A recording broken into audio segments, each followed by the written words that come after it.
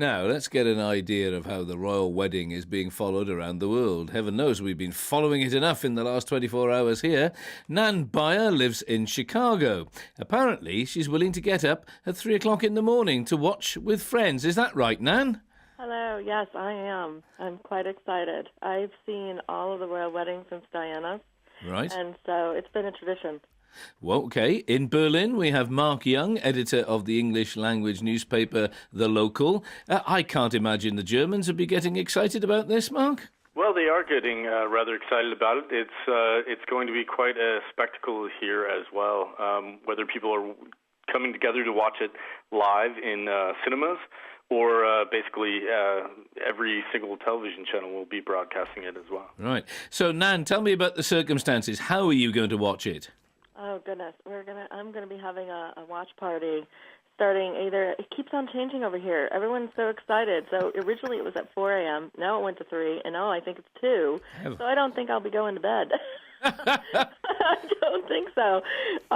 So I'm gonna be having people Skype in, text in, also be here physically, and we're gonna be having since it's so early, we can't really do a proper tea, right? So we're going to be having lots of coffee and try to do a proper English breakfast. So, what, no tea and scones? We're going to try. We're going to definitely have it here on hand. I think you might need the coffee to keep you awake now. Oh, we will need an IV of coffee, I think.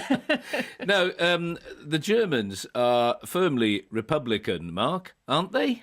They are indeed, but basically that just means they have a bad case of royal envy, and